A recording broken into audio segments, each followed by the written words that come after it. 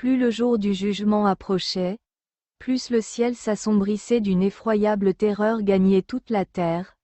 Le soleil ne brillait plus et de terribles roulements de tonnerre ébranlaient sans relâche le ciel.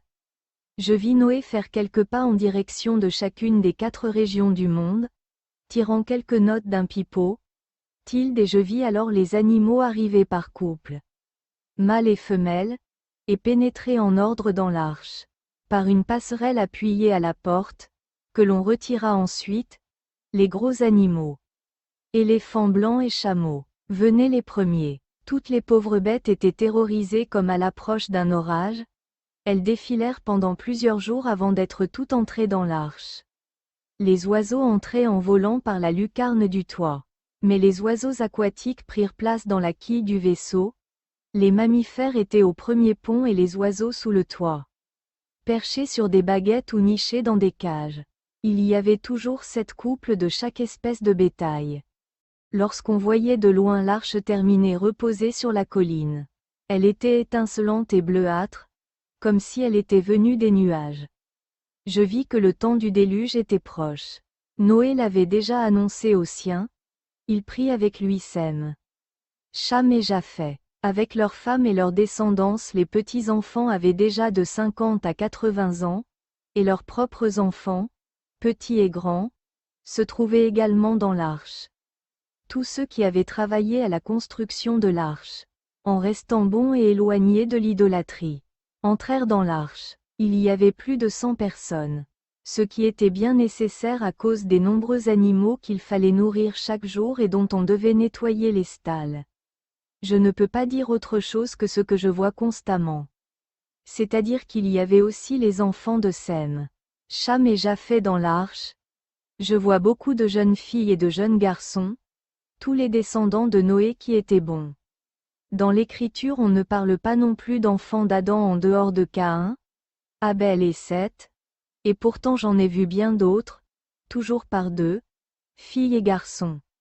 De même, dans la première épître de Saint Pierre, 3, 20, il n'est fait mention que de 8 personnes qui se seraient trouvées dans simple inversé arche. C'est-à-dire les 4 couples qui devaient repeupler la terre après le déluge. Je vis également homme dans l'arche. Cet enfant était couché dans un berceau des simple inversé écorce et recouvert d'une peau qui l'y maintenait. J'y ai vu beaucoup d'enfants déposés ainsi dans des nacelles d'écorce qui flottaient sur les eaux du déluge. Lorsque l'arche commença à s'élever sur l'eau, Noé et les siens étaient déjà à l'intérieur. Beaucoup des hommes gémissaient aux alentours, s'étant réfugiés au sommet des montagnes et dans de grands arbres. Les eaux se mirent à charrier des cadavres et des troncs. Même lorsque Noé fut entré dans l'arche avec son épouse, ses 3 fils et leurs femmes, il supplia encore Dieu de faire miséricorde. Ils retirèrent la passerelle derrière eux et fermèrent les ouvertures.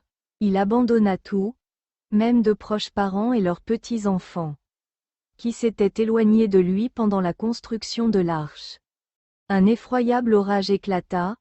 Les éclairs frappaient la terre comme des colonnes de feu et les trompes d'eau étaient aussi denses que des ruisseaux.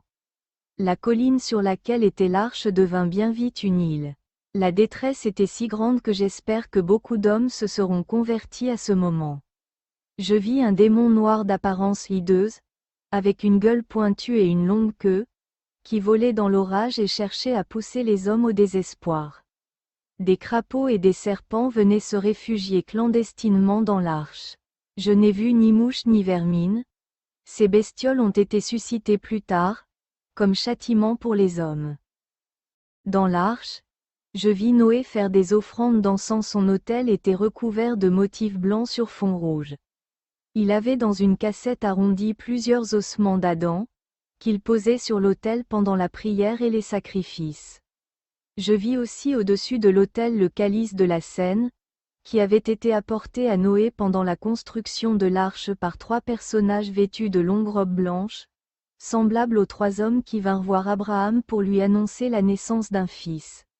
Ils venaient d'une ville qui fut détruite par le déluge et dirent à Noé qu'il était un homme si glorieux qu'il voulait lui confier cet objet mystérieux, afin qu'il ne disparaisse pas au cours du déluge. Dans le calice était un grain de froment aussi gros qu'un pépin de tournesol, et un surgeon de vigne. Noé piqua ces 2 germes dans une pomme jaune qu'il déposa dans le calice, celui-ci n'avait pas de couvercle. Le surgeon de vigne devait pousser. Après la dispersion de la tour de Babel, j'ai vu ce calice chez un descendant de Sem qui fut l'ancêtre des Samanes. Dans le pays de Sémiramis les Samanes furent établis en Canaan par Melchisedech et y emporèrent ce calice. J'ai vu l'arche flotter, entourée de nombreux cadavres à la dérive. Elle s'échoua sur une haute montagne vers l'Orient, plus bas que la Syrie. Elle resta longtemps sur cette montagne isolée et très découpée 6. Je voyais déjà des terres émerger, recouvertes de boue, avec de la verdure comparable à de la moisissure. Dans les premiers temps après le déluge, Noé et les siens mangèrent des poissons et des coquillages puis ensuite du pain, et des oiseaux lorsque ceux-ci se furent suffisamment reproduits. Ils aménagèrent des jardins, et le sol était si fécond que le blé qu'ils plantaient avait des épis aussi vigoureux que ceux du mais ils cultivèrent également la plante Ahoma. La tente de Noé, comme plus tard celle d'Abraham, était dressée dans la plaine, avec toutes les tentes de ses fils autour dans la région. Je vis la malédiction de Cham mais Sem et Japheth reçurent la bénédiction de Noé, agenouillés devant lui, comme je vis plus tard Isaac la recevoir d'Abraham. Quant à la malédiction prononcée par Noé sur Cham, je la vis comme une nuée noire qui descendit sur le malheureux et l'enveloppa de ténèbres. Il n'était plus aussi blanc qu'auparavant. Sa faute était comparable à un sacrilège contre un sacrement, faute d'un homme qui voulait pénétrer de force dans l'arche d'alliance. J'ai vu une race très corrompue issue de Cham. Elle s'enfonçait toujours davantage dans les ténèbres. Les peuplades noires, païennes et complètement arriérées me sont montrées comme des descendants de Cham, et leur couleur de peau n'est pas un effet du soleil, mais la conséquence de l'origine obscure de leur race maudite. Il m'est impossible d'exprimer comment je vis les peuples se multiplier et croître de toutes sortes de façons et sombrer toujours plus dans l'obscurcissement. Et comment il y avait au milieu d'eux quelques lignées plus lumineuses qui aspiraient à la lumière. Lorsque Tubal, le fils de Japheth, se fit attribuer par Noé la contrée où il devait s'établir avec ses enfants et ceux de son frère Mosoc, le groupe comptait 15 tribus. Les enfants de Noé vivaient tout alentour et assez loin, et les familles de Tubal et de Mosoc étaient fort éloignées de Noé. Mais lorsque la descendance de Noé s'accrut et se dispersa, Tubal voulut se retirer encore plus loin, afin de se séparer des enfants de Cham, qui pensaient déjà à la construction de la tour de Babel. Lorsque Tubal et les siens furent conviés à participer à l'édification de cette tour, ils refusèrent de répondre, tout comme les descendants de Sem. Tubal se rendit donc avec toute sa descendance devant la tente de Noé, afin que celui-ci leur désignât un territoire. Noé habitait sur une montagne entre le Liban et le Caucase. Il pleura, car il aimait cette famille, la meilleure et la plus pieuse de toutes. Il leur attribua une région vers le nord-est, et leur recommanda d'observer la loi de Dieu et les rites d'offrande, puis leur fit promettre qu'ils préserveraient la pureté de leur origine et éviteraient toute union avec les descendants de Cham. Il leur remit des ceintures et des scapulaires qu'il avait conservés dans l'arche, afin que les chefs dedans les revêtissent lors du service divin et à l'occasion des mariages, afin d'être préservés de tout malheur et d'une postérité perverse. Le service divin institué par Noé pour le sacrifice me faisait penser au saint sacrifice de la messe. Il consistait en versets et répons. Noé évoluait autour de l'autel et s'inclinait parfois. Il leur confia également un sac de cuir renfermant un coffret d'écorce dans lequel se trouvait un récipient d'or en forme d'œuf. Ce récipient contenait lui-même 3 petits vases. Ils reçurent également les tubercules aux bulbes de la plante Ahoma, ainsi que des rouleaux d'écorce ou de parchemin couverts d'écritures, et des bâtons arrondis sur lesquels étaient gravés des signes. Ces gens-là étaient très beaux, avec le teint lumineux et de couleur jaune ocre. Ils portaient des vêtements de peau de bête et de toison de monton, retenus par des ceintures. Seuls leurs bras étaient découverts. Je vis qu'il revêtait ses peaux aussitôt après en avoir dépouillé les animaux, alors qu'elles étaient encore toutes sanglantes, et il les portait si ajustées que je crus tout d'abord que c'était une race velue.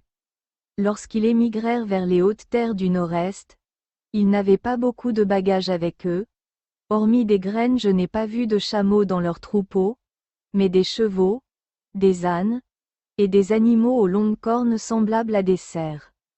Ils s'établirent près d'une haute montagne, vivant en communauté dans de longues cabanes basses, construites comme des tonnelles à flanc de sommet.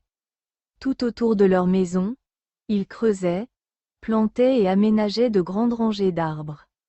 L'autre versant était glacial, et, par la suite, le climat se refroidit dans toute la région, si bien qu'un petit-fils de Tubal nommé Jemshid, chef de la tribu, fit émigrer celle-ci vers le sud-ouest. Au moment de cette migration, tous ceux qui avaient connu Noé et avaient pris congé de lui étaient morts dans cette région montagneuse, et tous ceux qui suivirent Jemshid y étaient nés, sauf quelques vieillards, rares survivants contemporains de Noé, qu'ils emmenèrent avec eux, les portant avec beaucoup de soin dans de grands couffins. Lorsque Tubal quitta Noé avec sa famille, je vis dans le groupe ce fils de Mosok nommé Homme, qui avait été recueilli dans l'arche. C'était déjà un adulte. Je l'ai vu par la suite, très différent des autres, d'une taille gigantesque, très farouche et grave. Il portait un long manteau et ressemblait à un prêtre, mais il vivait en retrait et passait de nombreuses nuits entières seul au sommet des montagnes. Il observait les étoiles et s'adonnait à la magie. Le diable lui inspirait des visions dont il tira une doctrine codifiée qui dénatura l'enseignement d'Enoch. Les mauvais instincts de sa mère se mêlaient en lui à la pure hérédité d'Enoch et de Noé, et à l'influence de leurs enseignements, auxquels les enfants de Tubal restaient fidèles. Mais par ses visions et ses révélations, Homme introduisit dans l'antique vérité de fausses notions et des interprétations erronées. Il raisonnait subtilement et étudiait. Observait les étoiles et avait des visions qui lui révélaient des interprétations de la vérité falsifiées par le démon et qui, par leur ressemblance avec la vérité, firent de son enseignement et de son idolâtrie la source de toutes les hérésies. Tubal était un homme bon, les pratiques et l'enseignement de Homme lui déplurent, et il éprouva une grande douleur à voir un de ses fils, le père de Jemshid, se convertir aux doctrines de Homme. J'ai entendu Tual se lamenter. Mes enfants sont désunis. Je désirais rester auprès de Noé. Homme capta 2 sources dans la montagne près de laquelle il vivait. Il les canalisa et les réunit en un seul cours d'eau qui devint bientôt un fleuve assez large. J'ai vu les descendants de Tubal franchir ce fleuve lorsqu'ils émigrèrent sous la conduite de Jemshid. Homme fut bientôt vénéré comme une divinité. Il leur enseignait que Dieu se trouvait dans le feu. Il faisait également une large place à l'eau et surtout à la racine de la plante Aoma. Dans sa doctrine pernicieuse, il organisa la culture de cette plante dont il tirait son nom, et la distribuait solennellement comme une nourriture sacrée et un remède, si bien que cela donna naissance à un commerce religieux. Il portait sur lui le suc ou la pulpe de cette plante, dans un récipient brun semblable à un mortier. Les piquets de temple de la tribu étaient faits du même métal que le récipient et forgés par les membres d'une autre peuplade qui s'était établie assez loin d'eux, dans une région montagneuse, et qui avait basé son industrie sur l'art du feu. Je les ai vus près de monts qui, tantôt d'un côté et tantôt d'un autre, crachaient du feu, et je pense que le récipient porté par Homme avait été fabriqué avec du métal ou de la lave en fusion qu'ils avaient coulé dans un moule. Homme ne se maria point et ne vécut pas très vieux. Il publia beaucoup de révélations sur sa mort, comme plus tard Derketo. Lui-même et ses fidèles attachaient foi à ses élucubrations, mais je le vis mourir d'une façon si effroyable qu'il ne resta rien de lui. Car l'adversaire, le diable, l'emporta avec lui. Aussi ses sectateurs crurent-ils qu'il avait été comme Enoch, enlevé dans un endroit sacré. Il avait désigné le père de Jemshid comme son successeur et lui avait légué son esprit, afin qu'il poursuivît son enseignement. Jemshid lui-même devint, grâce à sa sagesse, le chef de la tribu, qui s'était rapidement accru et qui formait un véritable peuple lorsque Djemshid la conduisit vers le sud. Il avait reçu une éducation fort soignée et l'enseignement de Homme. D'un dynamisme et d'une rapidité remarquables, il était bien meilleur et plus actif que Homme, celui-ci étant très hautain et sombre. C'est lui qui fixa définitivement la religion et l'enseignement de Homme, en y ajoutant divers détails. Il s'adonnait également à l'astrologie. Le peuple dont il était le chef possédait déjà le feu sacré et pratiquait le tatouage, usant d'un signe qui lui était propre. Les hommes se tenaient alors à l'écart les uns des autres, regroupés suivant les tribus, et n'avaient pas de relation les uns avec les autres comme aujourd'hui. Djemshid veilla tout particulièrement à la pureté et à l'intégrité des tribus. Il mariait ou séparait selon les normes qui lui paraissaient les meilleures. Les hommes étaient tout à fait libres, et pourtant fort soumis à des lois strictes. Les races primitives, que je vois encore à présent dans des pays lointains et des îles, ne peuvent en rien être comparées, pour la beauté, la noblesse, la simplicité et la force, à ces premiers peuples issus de Noé. Elles sont loin d'en avoir l'habileté, la vigueur et l'adresse. Au cours de ses pérégrinations, Djemshid construisit de longues routes de pierre, établit les fondations de cités et de campements qu'il entoura de champs et installa en divers endroits de nombreuses familles, avec leurs troupeaux, leurs plantes et leurs arbres. Il parcourait à cheval de grandes étendues de territoire et fichait l'instrument qu'il tenait toujours en main dans un point précis du sol où ses sujets se regroupaient et se mettaient aussitôt à creuser et à bâtir, à défricher et à élever des enceintes. Il était d'une sévérité et d'une inflexibilité étonnantes. Je l'ai vu comme un grand vieillard maigre, à la peau ocrée, chevauchant un étonnant animal au pelage rayé de noir et de jaune, qui ressemblait à un âne aux pattes grêles et qui était très rapide. Il délimitait les territoires en les parcourant au galop, comme les pauvres gens de chez nous, sur la lande, qui font le tour des champs pendant la nuit pour rechercher des endroits propices à la construction. À des endroits précis, il faisait halte silencieusement et enfonçait son sceptre ou une perche dans la terre, c'est là que l'on s'établissait. L'instrument qu'il utilisait et que l'on nomma plus tard le soc d'or de Djemshid, ressemblait à une croix latine aux longues branches, garnie d'une lame lorsque la lame était sortie, l'ensemble formait une équerre. Il traçait un sillon dans la terre avec la lame.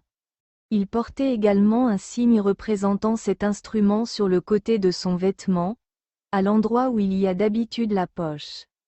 Cela ressemblait à l'insigne que Joseph et Asénète portaient toujours sur eux, en Égypte et avec lequel ils délimitaient également les territoires, mais leur instrument ressemblait davantage à une croix, garnie au sommet d'un anneau dans lequel elle pouvait être repliée. Djemshid portait un grand manteau rejeté en arrière de la ceinture. Aux genoux pendaient 4 pièces de cuir, 2 devant et 2 derrière, qui étaient cousues sur les côtés et entre les genoux. Les pieds étaient chaussés de cuir et entourés de lacets. Il portait une cuirasse d'or sur le torse. Il avait de nombreuses cuirasses de ce genre, qu'il changeait suivant les occasions et les fêtes. Sa couronne était un cercle d'or garni de pointes, avec cependant une sorte d'éperon plus haut à l'avant, comme une corne, au bout duquel il y avait comme un petit drapeau. Il parlait beaucoup d'Enoch et savait qu'il avait été enlevé de la terre et n'était pas mort. Il enseignait qu'Enoch avait révélé à Noé toute vérité et tout bien et appelait ce dernier le Père et le dispensateur de tout bien. Djemshid conservait précieusement un récipient d'or en forme d'œuf dans lequel il gardait, disait-il, le bien que Noé avait emporté avec lui dans l'arche et qu'il lui avait légué. À l'endroit où sa troupe faisait halte, le récipient était fixé au sommet d'une colonne abritée par une tente semblable à un petit temple, dont les piquets étaient finement ciselés et représentaient toutes sortes de figures. Ce récipient avait comme couvercle une couronne évidée, et lorsque Djemshid faisait du feu, il en prenait quelque chose qu'il jetait dans les flammes. Ce récipient avait effectivement servi à Noé à conserver le feu, lorsqu'il était dans l'arche. Il était devenu l'idole de Djemshid et de son peuple. Lorsqu'on l'exposait, On allumait des feux tout autour, et le peuple adorait le feu et offrait des sacrifices d'animaux. Djemshid enseignait que le Dieu suprême se trouvait dans le feu et dans la lumière, et qu'il était servi par des divinités inférieures et des esprits. Tout le peuple se soumit à lui, il établissait çà et là des hommes et des femmes avec leurs troupeaux, et leur donnait ordre de construire et de cultiver la terre. Ils n'avaient pas le droit de se marier selon leurs désirs, il les traitait comme du bétail et accordait à chaque homme les femmes qu'il lui choisissait. Lui-même avait plusieurs épouses, notamment une très belle jeune fille de la meilleure tribu, qui lui donna un fils, son successeur. Il fit bâtir aussi de grandes tours rondes que l'on gravissait grâce à des marches et qui servaient à observer les astres. Les femmes, qui vivaient à l'écart et étaient totalement soumises aux hommes, portaient des jupes courtes et des corsets de courroies tressés sur la poitrine et les épaules en arrière pendaient une sorte de pièce d'étoffe, et une écharpe aux extrémités arrondies entourait leur cou et descendait jusqu'aux genoux. Elle était décorée, sur les épaules et la poitrine, de toutes sortes de signes ou de lettres. Djemshid ordonna de tracer des routes directes, à partir de chaque pays qu'il avait fondé, jusqu'à Babel. Il n'y avait encore personne dans les territoires où il s'établit, il n'eut pas à déloger de peuple, tout se fit de façon pacifique, ce fut un établissement et un peuplement et non une conquête. Sa race était rouge jaunâtre de peau, avec un teint lumineux comme l'ocre, c'était un beau spécimen de l'humanité.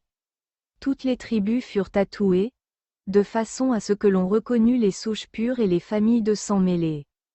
Djemshid réussit à escalader avec son peuple une haute montagne couverte de glaciers, je ne sais comment ils y arrivèrent, avec assez de chance, mais beaucoup moururent au cours de cette entreprise.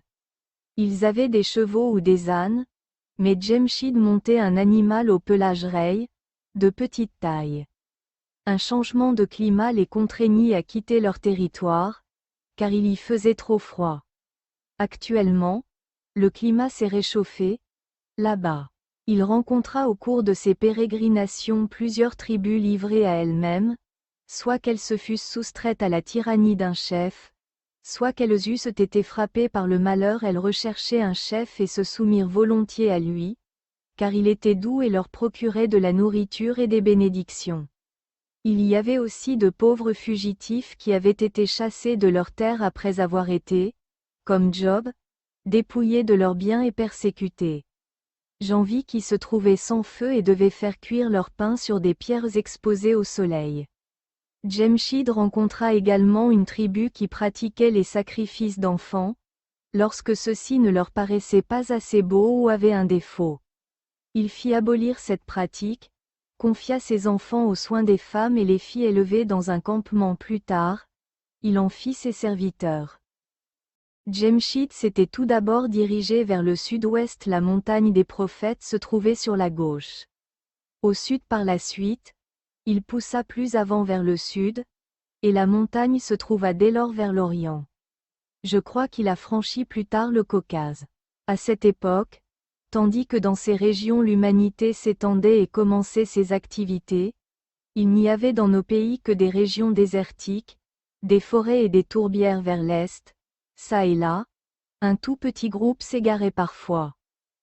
L'étoile resplendissante, Zoroastre, qui vint bien plus tard à cette époque, était un descendant d'un fils de Djemshid dont il rénova la doctrine. Djemshid écrivit toutes sortes de commandements sur des tablettes de pierre où d'écorce une seule lettre allongée signifiait parfois toute une phrase. Cette langue fait partie des langues originelles, elle a des relations avec la nôtre. Djemshid vivait au temps de Derketo, et de sa fille Sémiramis. Mais il ne vint jamais à Babel. J'ai vu l'histoire d'Homme et de Djemshid lorsque Jésus enseignait devant les philosophes païens de l'Anifa. Dans l'île de Chypre, ceux-ci avaient parlé de Djemshid devant Jésus, le représentant comme un très ancien roi d'une grande sagesse, qui se serait établi loin au-delà de l'Inde, vers le nord, et qui aurait délimité de nombreux pays, à l'aide d'un poignard d'or que Dieu lui aurait donné, pour les peupler et y répandre partout la bénédiction. Ils posèrent à Jésus toutes sortes de questions sur lui et sur les miracles que lui attribuait la légende. Jésus leur dit que Djemshid était un homme naturellement habile et d'une grande sagesse, qu'il avait dirigé des peuples, qu'il avait pris la tête d'une tribu à la suite de la confusion de la tour de Babel et l'avait conduite dans des régions qu'ils avaient peuplées successivement. Il dit également qu'il y avait eu d'autres chefs comparables à lui, mais qu'ils avaient conduit des entreprises plus mauvaises que les siennes, parce que sa race à lui n'était pas aussi dépravée que la leur. Mais il leur montra aussi combien de fables avaient été écrites à partir de lui, et comment il apparaissait comme une caricature médiocre du prêtre et roi Melchisédek. Il leur dit de porter leur intérêt plutôt sur Melchisédek et sur la race d'Abraham, car lorsque les peuples commencèrent à se disperser, Dieu avait envoyé Melchisédek aux familles les plus pieuses, afin qu'il les guidât et les unît, et qu'il leur préparât des territoires et des endroits où ils pussent s'établir et devenir, suivant leurs œuvres et leur pureté, de plus en plus dignes de la grâce du salut. Il leur dit qu'ils devaient chercher à savoir qui était Melchisédek, car il était bien vrai qu'il était la préfiguration de la grâce de la promesse, désormais si proche de son accomplissement, et que son offrande du pain et du vin devait à présent s'épanouir pleinement et s'achever pour demeurer jusqu'à la fin du monde. 7. La construction de la tour de Babel. La construction de la tour de Babel fut l'œuvre de l'orgueil. Les bâtisseurs voulurent édifier un monument selon leur propre conception, pour se dresser contre les desseins de Dieu. Lorsque les enfants de Noé furent devenus très nombreux, les plus prétentieux et les plus doués pour les arts se réunirent entre eux et décidèrent de construire une œuvre si grande et si solide que les générations l'admireraient éternellement et qu'elles parleraient d'eux comme des hommes les plus puissants et les plus habiles. Ils ne pensèrent alors nullement à Dieu, mais à leur seule gloire. Sinon, ainsi qu'il me l'a été expliqué très fermement, Dieu leur eût permis de mener leur ouvrage à terme. Les Sémites ne prirent point part à la construction. Ils habitaient une contrée de plaine où poussaient des palmiers et d'autres arbres fruitiers aussi nobles, mais comme ils n'étaient pas assez loin, ils furent contraints de fournir quelque chose pour l'ouvrage. Seuls les descendants de Cham, et ceux de Japheth participèrent à cette entreprise. Ils traitaient de peuples stupides les Sémites qui se dérobaient. De surcroît, les Sémites n'étaient pas aussi nombreux que les autres et, parmi eux, la lignée d'Héber et d'Abraham se tenait encore plus à l'écart. Dieu avait posé son regard sur Héber, qui ne travailla pas à la tour, afin de le préserver avec sa postérité de l'égarement et de la corruption universelle. Il voulait en faire un peuple saint, à part. Aussi lui donna-t-il également une langue sacrée nouvelle, qu'aucun autre peuple ne connut, afin que sa lignée fût tenue à l'écart. C'est la langue hébraïque ou chaldéenne pure. La langue originelle, celle que parlaient Adam, Noé et Sem, était toute différente, et ne se retrouve plus actuellement que dans certaines consonances. Ses premiers dérivés sont la langue des Bactriens, des Indes, et la langue sacrée de l'Inde. On y retrouve des termes tout à fait comparables à ceux du bas dialecte de mon pays. Le livre, que je vois enfoui dans l'actuel ctésiphon, sur le Tigre, est écrit dans la langue originelle. Héber vivait encore à l'époque de Sémiramis. Son grand-père Arpharad était le fils préféré de Sem, doué d'une intelligence pénétrante et rempli de sagesse, mais beaucoup de cultes idolâtriques et de pratiques magiques se réfèrent à lui. Les mages prétendaient également remonter à lui. La tour fut construite sur un plateau dont on parcourait la circonférence en 2 heures environ et qui se dressait au milieu d'une vaste plaine couverte de champs, de jardins et d'arbres. 25 voies très larges, bordées de murailles, convergeaient de tous les points de la plaine jusqu'au mur de soutènement de la tour, c'est-à-dire jusqu'au niveau de la première plateforme. Il y avait 25 tribus qui participaient aux travaux, et chacune devait posséder sa propre route, qui commençait au loin dans la ville de chaque tribu, et aboutissait à la tour, afin qu'en cas de danger tous les habitants puissent s'y réfugier. Cet édifice devait également servir de temple pour leur culte idolâtrique. Les voies fortifiées, fort éloignées l'une de l'autre à leur point de départ dans la plaine, se resserraient tellement qu'à leur jonction avec la tour, Toutes ces routes étaient reliées l'une à l'autre par des arcades abritant des portes de 10 pieds de large, qui d'une part assuraient la communication d'une voie à l'autre, et par ailleurs permettaient d'accéder à la base de la tour. Dès que les routes, qui s'élevaient en pente douce sur des rampes, avaient atteint un certain niveau, elles étaient reliées entre elles par de grands portiques, puis, plus près de l'édifice, par des portiques superposés, qui s'ouvraient sur des passages voûtés creusés dans les rampes. Ainsi pouvait-on contourner la première assise de la tour en empruntant ces sortes de tunnels. Aux endroits où les routes enjambaient ces passages qui établissaient la communication de l'une à l'autre, la chaussée était horizontale. Toutes ces routes qui montaient vers l'édifice étaient comme les racines d'un arbre. Contreforts étayant la monstrueuse construction, elles servaient également de voies d'accès sur lesquelles on charriait les fardeaux et les matériaux de toute provenance, jusqu'au milieu de la tour. Entre ces racines déployées autour de l'édifice, il y avait des campements établis sur des plateformes fortifiées et séparés par les routes à de nombreux endroits. Le fait des tentes surplombait la chaussée. Des escaliers taillés dans la pierre faisaient communiquer chaque campement avec le niveau des routes et on pouvait, grâce aux tunnels creusés dans les rampes, faire tout le tour de la construction en traversant les campements. Hormis les habitants de ces tentes, il y avait d'autres gens qui vivaient dans les multiples alvéoles et niches aménagées de part et d'autre, dans les rampes. C'était un monstrueux grouillement autour et au-dessus de l'ensemble, c'était comme une immense fourmilière.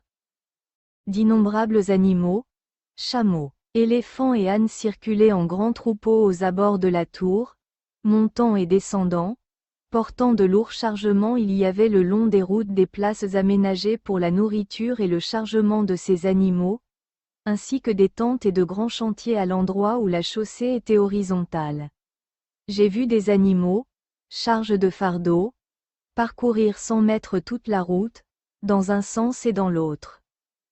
Les portes creusées à la base de la tour s'ouvraient sur un monstrueux dédale, un labyrinthe de corridors et de salles. On pouvait accéder directement à ces fondations grâce à des escaliers taillés dans la pierre. À partir de ce premier niveau, une voie extérieure contournait l'édifice aux angles multiples, lui-même constitué de vastes et profondes caves et d'un enchevêtrement de couloirs et de salles. Les travaux étaient entrepris tous ensemble, dans toutes les directions, convergeant vers le point central où se dressait encore, au début, un grand campement. Il faisait des constructions de briques, y incorporant toutefois de grosses pierres taillées qu'il traînait jusque-là. Le revêtement des routes était tout blanc et brillait sous le soleil. C'était, vu de loin, un spectacle magnifique.